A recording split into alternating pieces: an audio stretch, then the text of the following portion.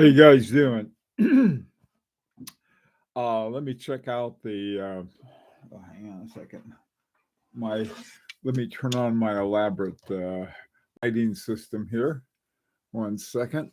Now, boy, that's on now. Okay. Hey neighbor, how's it going? Jimmy, good to see you.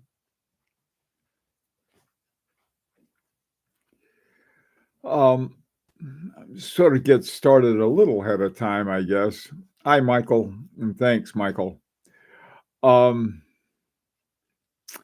what I wanted to talk about today, Damon, not Damon, Fernie, was sort of I guess it may be a common theme that I maybe keep coming back to, and that has to do with the essence of what's fun about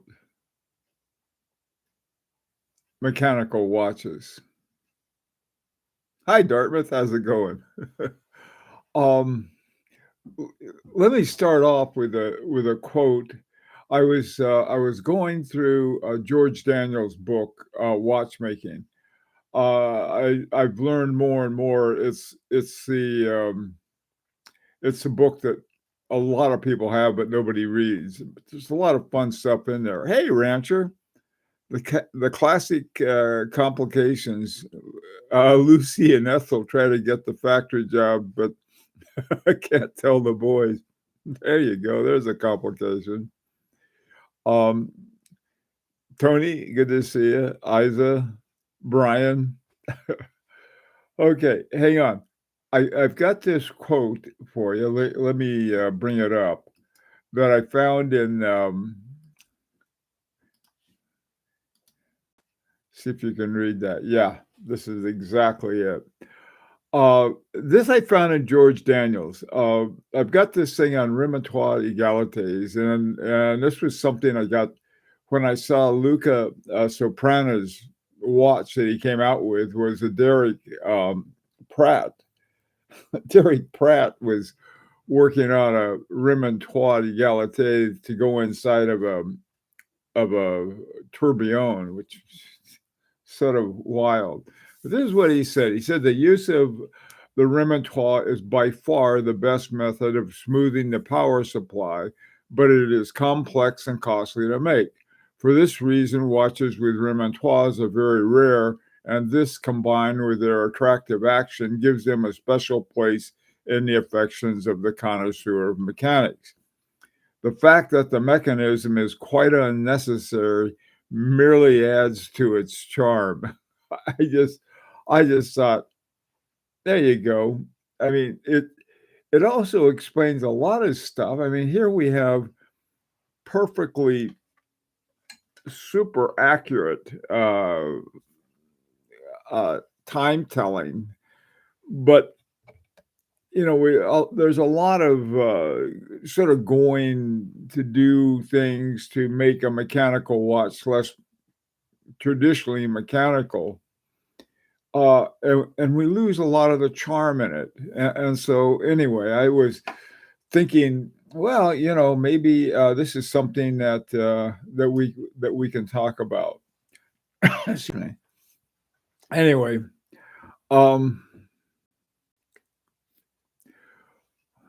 what would the benefits of smoothing the power supply? Constant force. That's all it is. And it's sort of it's something that's not necessary, and like Daniel said, that adds to its charm. Oh boy, I'm getting a little. We'll see what causes that. How's my? Yeah. Okay. Hey, yeah, I said glad to see you on time. So, what are your views on things that add to constant force, and how it is a complication rancher. It's not the kind of complication you find in it's not herd complication. A herd complication. There's nothing wrong with those. Don't get me wrong. I appreciate them, but I think in a way what Daniels is talking about is sort of on the one hand, he's talking about something that does work in a way, primarily smoothing out the power supply or keeping a constant force by this Rube Goldberg. You have the torque from the mainspring, and then it goes through the gear train, and then somewhere in the gear train you put another spring that is driven by the mainspring. And so it's the kind of thing that is like, yeah, but we can short circuit everything and say, look, get a smartwatch if you're so concerned about the exact time of something. And besides, if you have your mobile phone, you're going to have a perfectly good time that way. And so what this becomes is it's sort of like women who have quilting bees. Okay, make these quartz, and they could, for less time and less money and less effort, they could get a big quilt for, done by, by machine and the whole thing. It that's not the charm of it, and that's the thing that George Daniels recognized. Here he is, he's dedicated his life to watchmaking, and yet he finds one of the most storied devices to be unnecessary, but that adds to the charm of it. And that's what I think is important. Hey, Abdul, how you doing? So, you know, I those are the kinds of things I think. And I just right before I started, there was a thing that I saw that popped up on my screen about some kind of the latest data on sales. I was like, what? So, anywho, hey, by the way, before we go any further, let's say I know that Alexander is, and I guess some of the other guys. Anybody else going to the October sort of, I don't know what you'd call it, the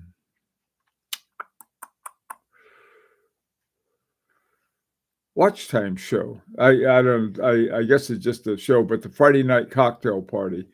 Um, I was talking yesterday with Alexander about that, and the place that we used to meet upstairs, we know they're having a dinner up there. It's upstairs in the mezzanine. Anyway, if anybody has any ideas of another sort of gathering place of both Larit people and just people who like to get together, let me know.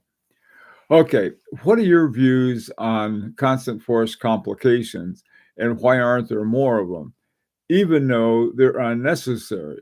It's like, again, going back to my to the iPhone, they have more complications on that than you could shake a stick at. So a lot of and more accurate, and more this and more that. So that we know, but making something work simply from the force of a mainspring, that's what makes it super interesting, I think.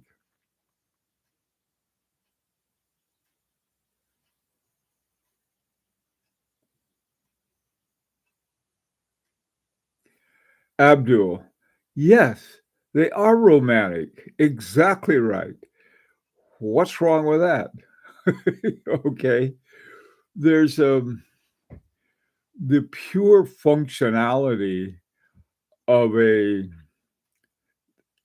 I mean, where would the interest in watch collection be? If we're just dealing with pure functionality, we go dig up our quartz watches because they're more functional than anything we've got with pure mechanics. Okay, and they have been since whenever the Japanese invented it back in the 50s or 60s. So, yes, that's exactly right. And so we should attend to more of that rather than less. Now, this is, again, I don't want to keep ranting on the silicon hairspring, but that takes away one of the most interesting features, such as the regulator.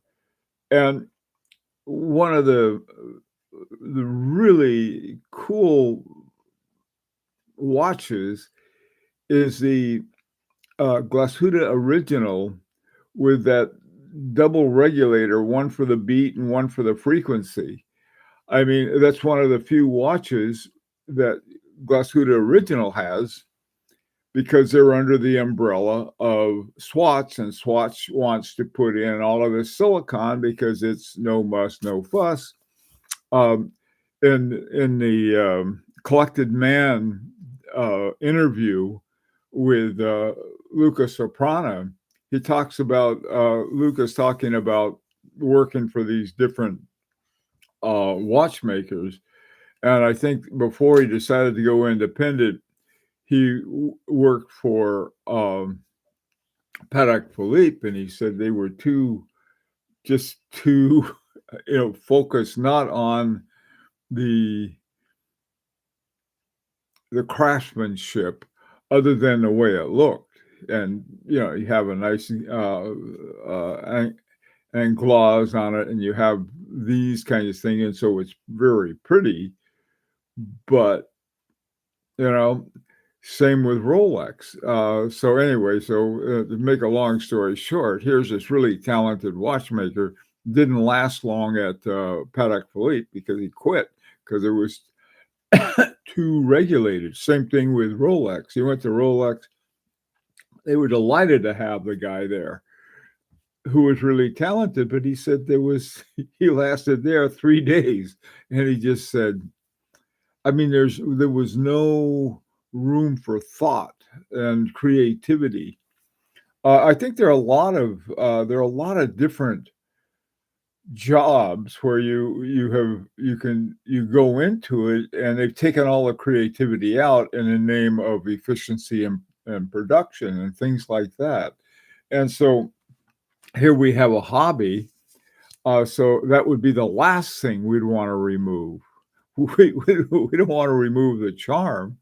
We've got tons of devices that tell better time than our watches, mechanical watches ever will. So okay, so we might as well make them really interesting in ways that, even though unnecessary, are charming. That to me, one of the most charming devices, going back to Glashütte, is that double butterfly regulator that they have. Okay, enough of that. Okay, what do you got? The hematic was the most interesting winding complication in the past couple of years.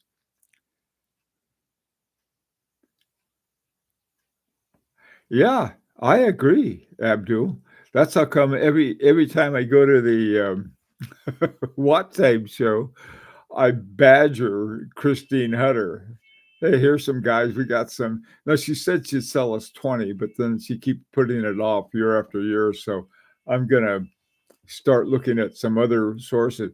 What I would like to do is to go with somebody, and probably, if I could, if you'd be interested in it, would be Luca Soprano. And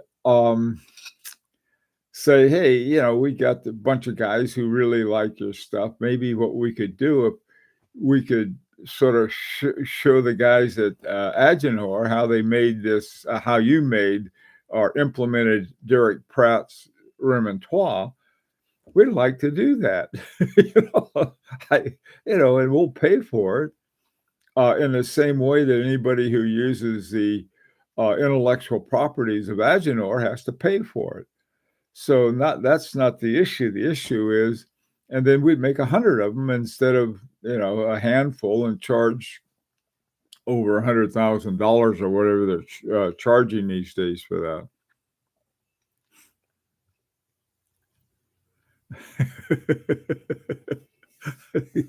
Do you get it? Rich, or what are you up to? Hey, hater. Oh man. Um, yeah, there's another one too, I think that I find fascinating, not that it's gonna change the world, but Vincent Calabrese's what does he call it? Calluses. His his little hammer to replace the hairspring. I think it's great.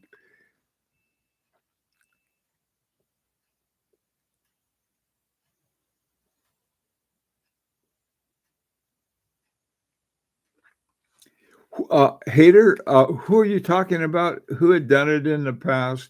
Oh, there are a lot of companies who've done it. For example, Groenfeld has, um, Gabriel and Forsay, Abraham Breguet. The point of it is that, as pointed out, oh, Agenor's done a repertoire? I don't know. Boy, I'll see if they have, hater. Wouldn't that be great? A lyrique repertoire would be awesome. It would be outstanding. I agree. Well, let me contact Vitarek and see if they've done that. That would be fun. Well, this is the kind of thing I'm talking about. Is that I can't. It's like I don't know if there are people who collect iPhones or have a big deal about it. They use them they're talking on them so much, or texting, or both, that there's no room for that.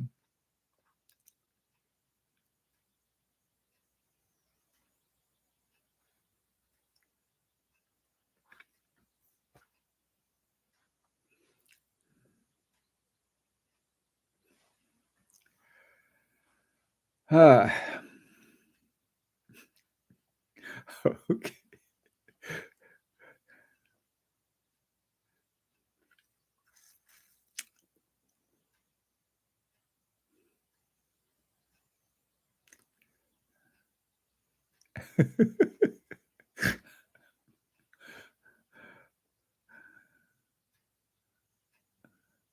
Who's John Boy? Oh yeah. Okie doke. What are some other complications that would be fun to have, that would just, I mean, again, not functional ones in the sense that they add something to it like a chronograph or a GMT or something, but just to have it there, just some way to smooth out um, the wheel train, or the sort of the force, the torque coming down from the mainspring.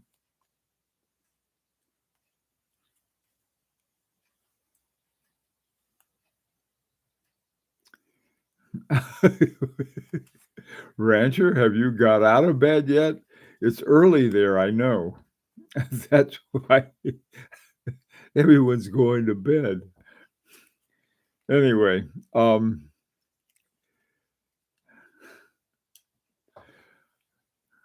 hi, Brian L. Uh, what are your thoughts on Alpina? I think at least some of their pieces have in-house movements. Alpina is now, I think, owned by Citizen. they have a really interesting history. Um, I don't know. I had one and I gave it to my brother and he seems to really like it. So,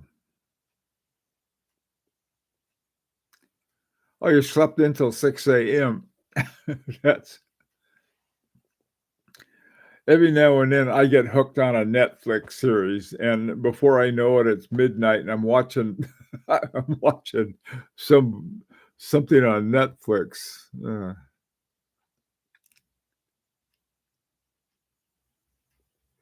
Yeah, the Fusian chain, this is one of the things about the Fusian chain.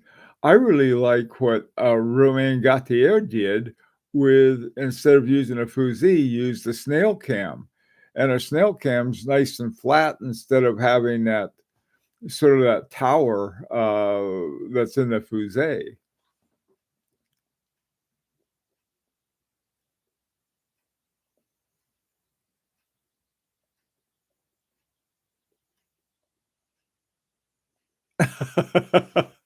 Hey, Brian, you gotta stay awake until it goes back to 0. I That's really funny. I know what you mean. You're waiting for that. On our new watch, we're gonna have a I guess it would be a second, retrograde. So you just have to where it goes over, it's a minute one, measured in seconds, but it'll go over 30 seconds and back and 30 seconds and back. So there you go.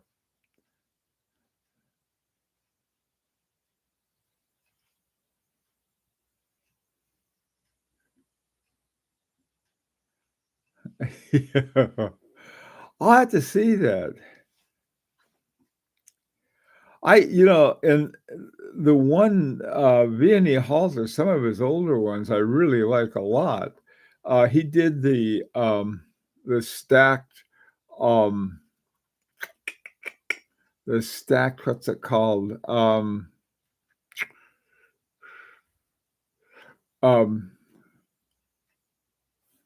Renaissance, not Remontois, resonance. He did a stack, resonance. And so he's got the 2, balance wheels stacked on top of each other. And so he did the prototype for it and everything like that, but it never went into production as a watch. So it's sort of like, you know, what's going on with that?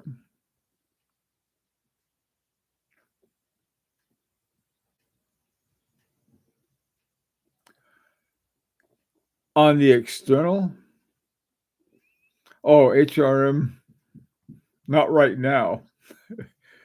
Yeah, the external, the whole concept of an external regulator, not like the one that,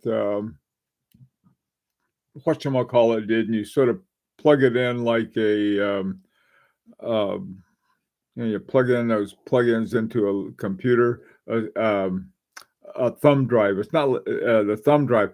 What this would be something that you could access externally.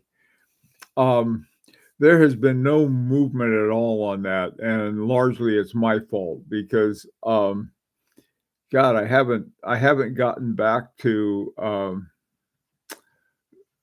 Jean-Marc ever since last November. So I'm gonna have to working on something, and one of the first pieces of it is locating a to get a to work up a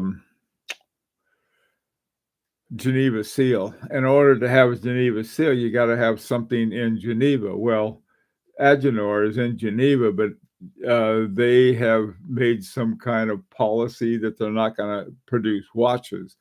And so right now, it may be, once this is all done, and we've got a couple other watches that are still in production right now.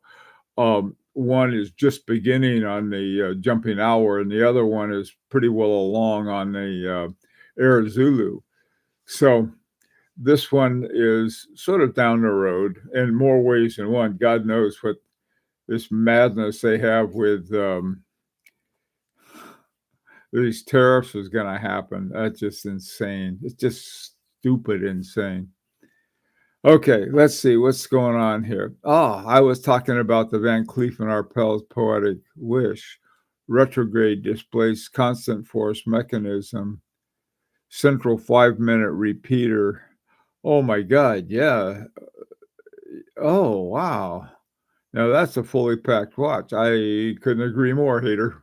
And it also, this is the gear, one of the gears we have in our first one, our Etude 1 and Etude number 2, has the star-crossed lovers with a kite and the shooting star and this boy and a girl all in the gear itself. That was such a cool thing. I think they must have had the blueprints for that, and they figured, well, we'll put one in here. And it was a great, I just love that. Hey, Timothy, have you seen Singer's proprietary caliber 4 solo tempo caliber? Boom, boom. Uses 4 flat mounted, fast rotating barrels arranged 2x2 series joined in parallel. Wow. Tim, no, I haven't. I heard of it, but I didn't realize it was set up that way. I was wondering with 4 barrels, I thought, well, it's probably series, just dun, dun, dun, dun, but not now. So they have 2 of them in series, and then the bunch of them together are in parallel. Wow, that is impressive. The constant force mechanism is for the repeater. Okay.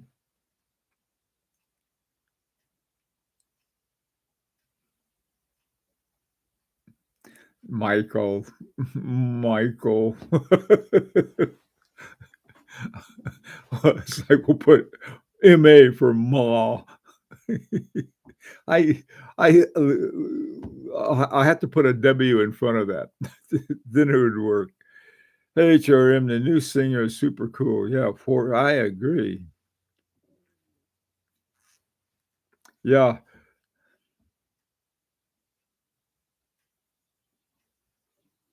Yeah, now, let me ask you something, about the singer. I've gotta go look at that. I I didn't know that Singer was doing movements. Did they do it, or did they do it in cahoots with somebody? Um, because, they make cars, hardly micro mechanics. I was just wondering on that. But, did they open up like a sort of like Chanel did, open up their own high horology? Because that sounds really fantastic.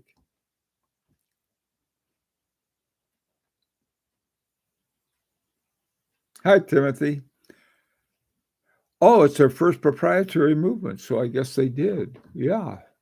There was one, Messina Labs, had a recent one that came out too, and that was their first. I forgot who they had teamed up with somebody. I think it may have been the one with, Raul Pages that they teamed up with, and then they talked about their Messina's first, proprietary movement, since they've been using other people's movement.